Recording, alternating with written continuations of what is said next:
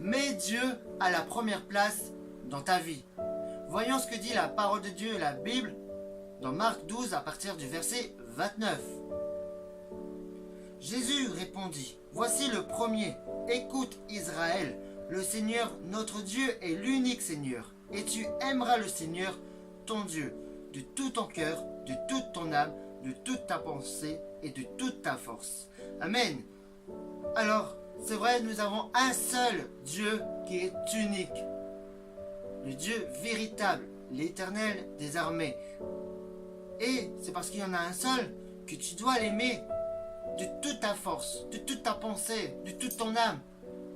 Cela veut dire concrètement, c'est savoir où tu mets Dieu, toi, dans ta vie. Est-ce que tu mets Dieu dans tes pensées ou est-ce que ce sont des pensées du monde, comme la convoitise, par exemple? Est-ce que tu mets Dieu dans tes forces ou tu t'épuises de tes forces à toi? Est-ce que tu mets Dieu dans ton âme? Est-ce que tu lui obéis ou tu lui désobéis? C'est savoir où tu mets Dieu, toi, dans ta vie. Mets Dieu à la première place dans ta vie. Obéis à sa parole. Obéis à la loi de l'Éternel. Et oui, et lorsque le matin tu te lèves, médite la parole. La parole dit, médite-la jour et nuit.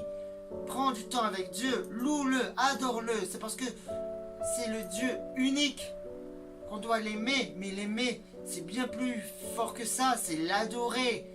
C'est vraiment, adore Dieu de tout ton cœur, de toute ton âme, de toute ta force, de toute ta pensée, de tout ton être intérieur. Loue-le, adore-le et oublie les choses de ce monde qui ne sert à rien, parce que nous n'emporterons rien avec nous.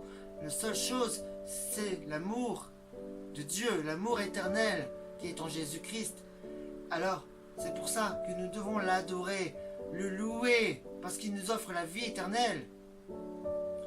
Et il est écrit par la suite, voici le deuxième, tu aimeras ton prochain comme toi-même. Il n'en a pas d'autre commandement plus grand que cela. Et oui, celui-là, c'est le deuxième commandement qui est semblable au premier que j'ai cité.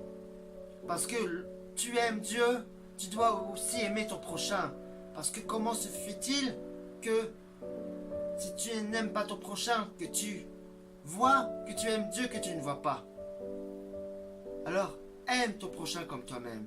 Même si tu dis, moi je ne m'aime pas, je ne peux pas aimer mon prochain. Comment je vais pouvoir faire pour l'aimer si je ne m'aime pas?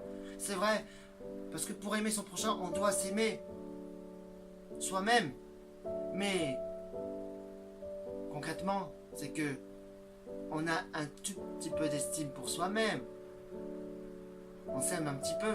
Alors, ce petit peu, tu peux le prendre pour aimer ton prochain. Même si c'est un petit peu, c'est pas grave. C'est l'amour. L'amour, c'est ça aussi, c'est d'aimer avec ce que tu as. Alors, aime ton prochain comme toi-même. Et place Dieu dans ta vie à la toute première place. Parce que c'est lui le number one de ta vie. C'est lui qui te prend et qui t'enlève. Alors, adore-le, loue-le de tout ton cœur, de toute ta force, de toute ta pensée, de tout ton être intérieur. C'est savoir est-ce que toi tu mets Dieu en première place dans ta vie, où tu en es avec Dieu. Et oui. Donc, aime-le de tout ton cœur, mais c'est aussi l'adorer. C'est adorer. Adore Dieu de tout ton cœur, de toute ton âme, de toute ta force. Aime-le. Mets Dieu à la première place dans ta vie. Peu importe les circonstances, peu importe le lieu. Prends du temps avec lui dans sa parole. Prends du temps avec lui dans la prière. Prends du temps avec lui dans la louange, dans l'adoration. Parce que c'est ce qu'il aime. Et c'est ce qu'il attend qu'on fasse pour lui. Alors, adore-le. Loue-le. Mets Dieu à la première place dans ta vie.